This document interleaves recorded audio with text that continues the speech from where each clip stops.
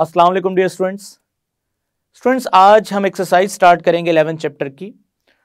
आज के इस पर्टिकुलर लेक्चर में हम एक्सरसाइज का फर्स्ट पोर्शन मींस के filling the blank, true and false and multiple choice questions को देखेंगे। Let's move toward white board.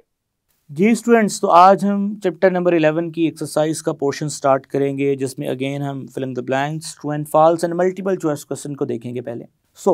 Start करते हैं filling the blanks. The primary and secondary and tertiary alcohols can be identified by dash test। जी students, आप जानते हैं कि Lucas test जो है वो स्पेसिफिकली यूज़ किया जाता है primary, secondary, tertiary alkyl halide के आइडेंटिफिकेशन के लिए। इसके पीछे लॉजिक सारी आपको मैंने लुकास टेस्ट में समझाई थी। Oxidation of dash alcohols give ketones. Secondary alcohol की जब भी ऑक्सीडेशन करोगे ना स्टूडेंट्स तो कीटोन मिलेगा। अब ये बात आपको अच्छे तरीके से समझ आ चुकी है। The right answer is secondary alcohol. Secondary alcohol. Alcohols on heating with dash give alkenes at high temperature. Students, alcohols को जब आप कंसंट्रेटेड सल्फ्यूरिक एसिड की मौजूदगी में हीट करते हो तो डीहाइड्रेशन ऑफ अल्कोहल का प्रोसेस होता है, जिससे आपको अल्कीन मिलती है। यहाँ पे जो राइट आंसर आता है वो आता है concentrated H2SO4। Concentrated H2SO4। Alcohols have dash boiling point than ethers due to strong hydrogen bonding। So students, alcohol have higher boiling point than ether, क्योंकि उसमें हाइड्रोजन बॉन्डिंग होती है, ethers में तो नहीं होती वो। So right answer is alcohols have higher boiling point than ether due to strong hydrogen bonding। Williamson synthesis is used to prepared. Williamson synthesis जो है वो किस काम आती है? To prepared ethers. ईथर्स को तैयार करने के लिए ये प्रोसेस इस्तेमाल होता है, ethers. Dash is also called would spirit.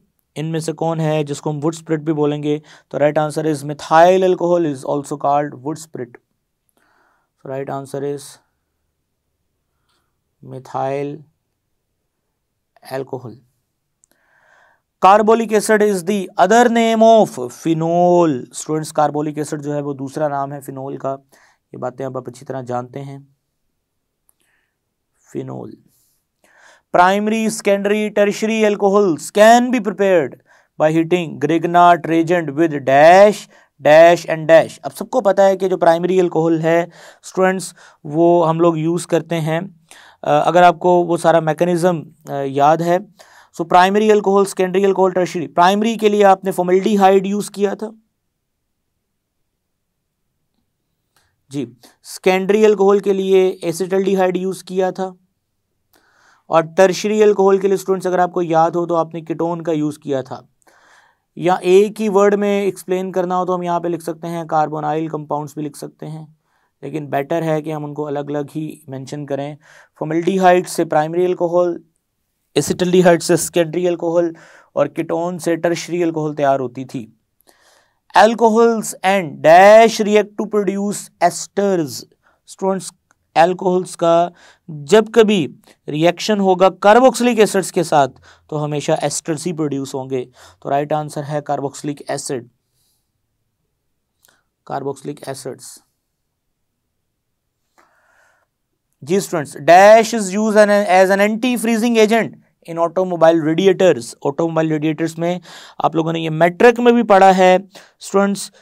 Automobile radiator में एंटी फ्रीजिंग एजेंट, वैसे तो इसमें बहुत सारी ऑप्शंस आ सकती हैं। मिथाइल अल्कोहल भी आ सकता है, इथाइलिन ग्लाइकोल भी आ सकता है, लेकिन हम दोनों में से कोई भी मेंशन कर सकते हैं। मिथाइल अल्कोहल भी मेंशन कर सकते हैं स्टूडेंट्स। उसके अलावा ethylene glycol use as an anti freezing agent, ethylene glycol भी यूज कर सकते हैं। जी students, next, the process of conversion of starch into alcohol with the help of micro organisms is called fermentation. Is called fermentation. तो students यहाँ पे हम fermentation लिखेंगे। फर्मेंटेशन बायोकेमिकल प्रोसेस है। फर्मेंटेशन, फर्मेंटेशन बायोकेमिकल प्रोसेस है। Fermentation एक कैसे काम करता है ये सारा डिटेल से आपको बताया था। जी स्टूडेंट्स, नेक्स्ट एमसीक्यू है ketones on reduction give dash alcohols. आप अभी ऊपर पढ़ के आए हैं। Oxidation of secondary alcohol give ketone, तो कीटोन की रिडक्शन करेंगे तो secondary alcohol, ketone on reduction give dash alcohol, secondary alcohols. So students यहाँ पे जो राइट आंसर आता है वो आता है सेकेंडरी अल्कोहल्स, सेकेंडरी अल्कोहल्स। जी स्टूडेंट्स, अब हम मूव करते हैं नेक्स्ट क्वेश्चन की तरफ, true and false, indicate true and false. जी स्टूडेंट्स, ट्रू एंड फॉल्स की तरफ मूव करते हैं। तो फर्स्ट स्टेटमेंट है methylated spirit contain 95% methyl alcohol and 5% ethyl alcohol. बिल्कुल ये फॉल्स स्टेटमेंट है, तो फर्स्ट स्टेटमेंट इज फॉल्स।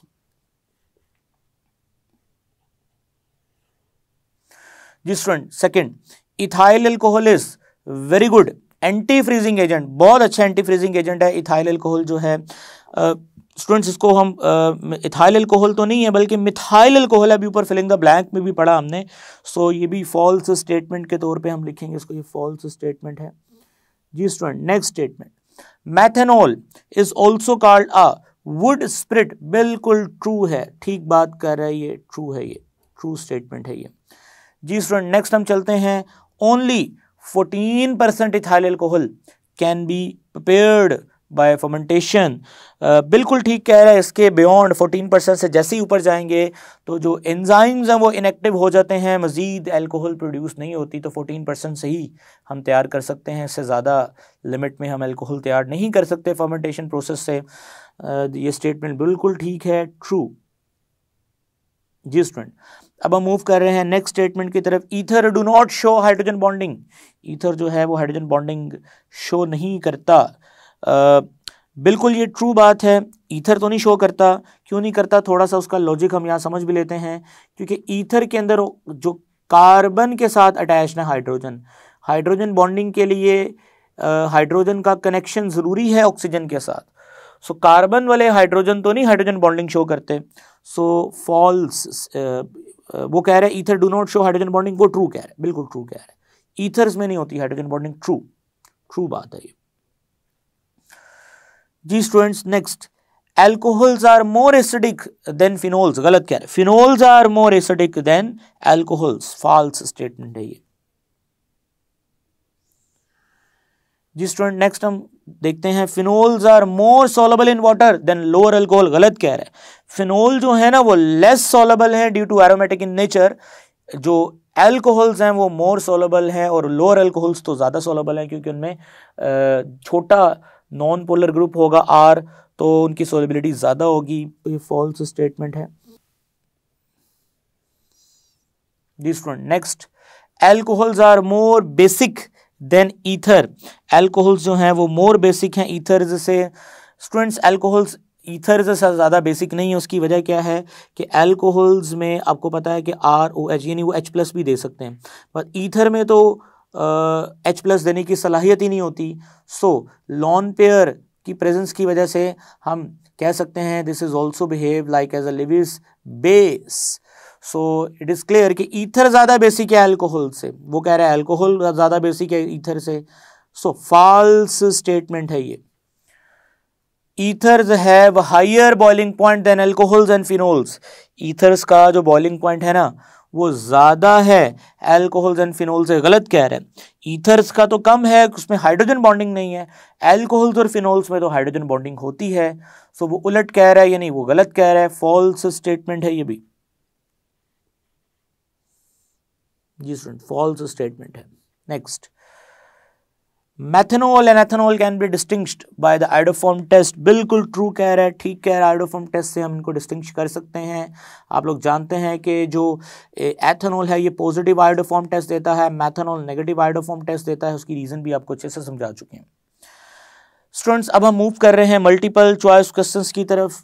जी students, multiple choice question, first multiple choice question is which compound show hydrogen bonding. इनमें से कौन सा कंपाउंड है जो हाइड्रोजन बॉन्डिंग शो करेगा। स्टूडेंट्स, बहुत आसान है इसका आंसर। जो हमारे पास इथाइल अल्कोहल है, इसमें हाइड्रोक्सल ग्रुप है, तो ये हाइड्रोजन बॉन्डिंग शो करेगा, बाकी किसी में हाइड्रोक्सल ग्रुप नहीं है। इसके बारे में ऑलरेडी बता चुका हूं कि इसमें कार्बन के साथ हाइड्रोजन कनेक्ट हैं, ऑक्सीजन के साथ नहीं है। सो इसमें इलेक्ट्रोनेगेटिव एटम तो मौजूद है लेकिन इलेक्ट्रोपॉजिटिव हाइड्रोजन नहीं है। इलेक्ट्रोपॉजिटिव होने के लिए हाइड्रोजन का कनेक्शन ज़रूरी है ऑक्सीजन के साथ, नाइट्रोजन के साथ या फ्लोरीन के साथ। सो इस केस में वो किसी के साथ भी अटैच नहीं है।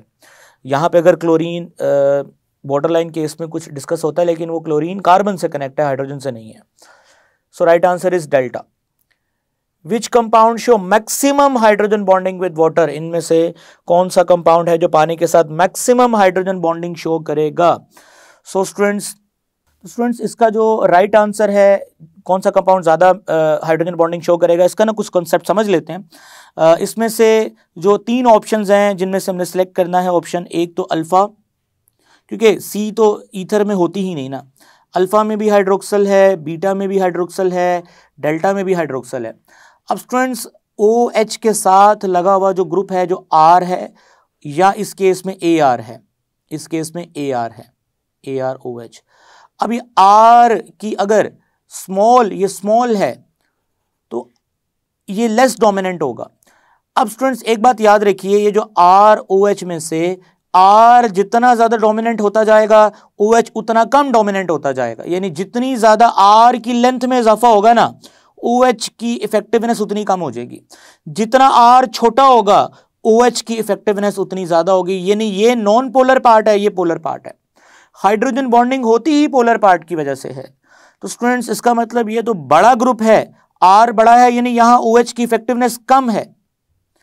यहां बात करते हैं 2 कार्बन, R बड़ा है, OH की इफेक्टिवनेस रिलेटिवली कम है।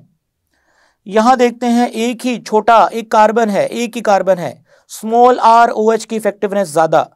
सो सबसे ज्यादा हाइड्रोजन बॉन्डिंग जो मैक्सिमम स्ट्रेंथ की है वो मिथाइल अल्कोहल के अंदर है, इथाइल अल्कोहल के अंदर नहीं है।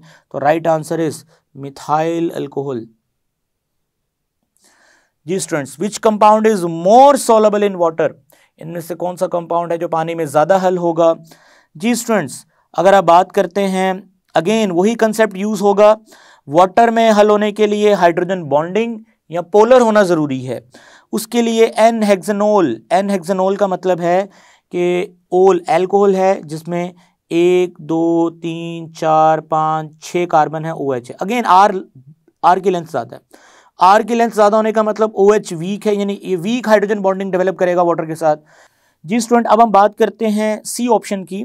सी ऑप्शंस को देखो तो ये कीटोन में स्टूडेंट्स हाइड्रोजन बॉन्डिंग जरूर होती है, इसमें कोई शक नहीं। कार्बोनाइल के साथ ऑक्सीजन का माइनस वाटर के हाइड्रोजन के साथ हाइड्रोजन बॉन्डिंग जरूर डेवलप करेगा, बट इसमें 2 R ग्रुप हैं, यानी कि इसकी स्ट्रक्चर में नॉन पोलैरिटी वाले फैक्टर्स जो हैं वो पाए जाते हैं, R ग्रुप्स पाए जाते हैं। अगेन यहाँ पर भी R बड़ा ग्रुप है। सो इन सारे फैक्टर्स को सामने रखते हुए जो सबसे ज़्यादा हाइड्रोजन बॉन्डिंग डेवलप होगी वो इथाइल अल्कोहल की डेवलप होगी। स्टूडेंट्स, आई रियली होप कि आपको ये दोनों MCQ का कनेक्शन समझ आ गया है। इसमें जो मैंने कंसेप्ट दिया है कि ग्रेटर द R, OH की इफेक्टिवनेस कम, OH की इफेक्टिवनेस कम, hydrogen bonding weak. Smaller the R, OH की इफेक्टिवनेस ज्यादा, hydrogen bonding strong. Next MCQ, which compound will have the maximum repulsion with water, किसकी रिपल्शन मैक्सिमम होगी? Students, अगर आप इन तीनों कंपाउंड्स को देखो तो इनमें कुछ ना कुछ ऐसे फैक्टर्स ज़रूर हैं जिनके ऊपर पोलैरिटी है, सो ये पानी के साथ अट्रैक्शन रख सकते हैं। लेकिन benzene purely non polar compound है। अब ये नॉन पोलर कंपाउंड होने की वजह से ये वाटर से रिपल्शन ही रखेगा, हाइड्रोफोबिक नेचर रखेगा। तो right answer is A, benzene. जी स्टूडेंट, अब हम मूव कर रहे हैं नेक्स्ट MCQ की तरफ। 5th MCQ, ethanol can be converted into ethanoic acid by, very simple, alcohol की ऑक्सीडेशन करनी है आपने, एथेनोइक एसिड बनता है।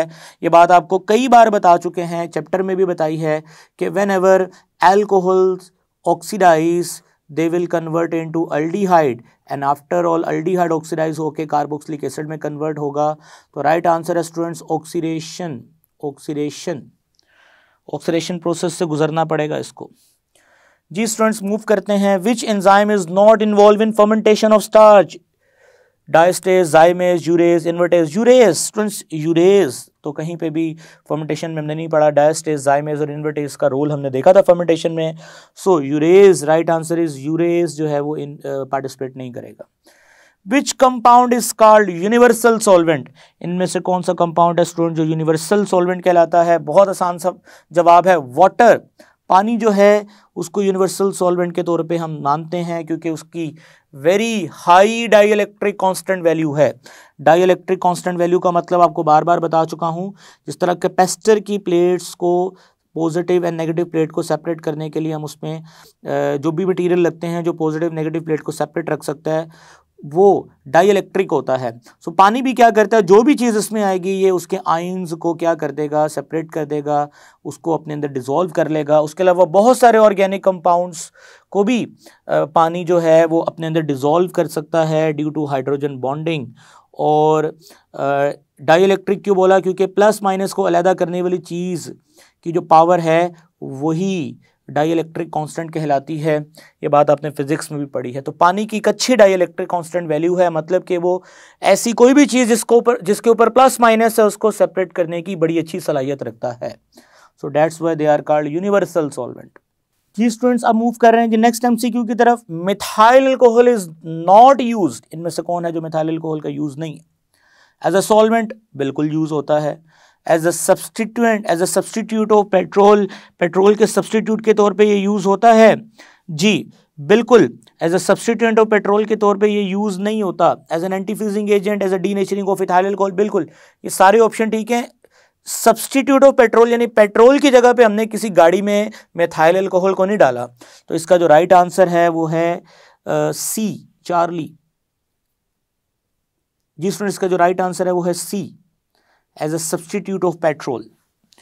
जी स्टूडेंट, नेक्स्ट एमसीक्यू की तरफ चलते हैं। Rectified spirit contain alcohol about. अब स्टूडेंट्स यहाँ पे जो मिथाइल का वर्ड है ना वो नहीं है आपकी बुक में, इसको ये गलती से लिखा गया, काट दें।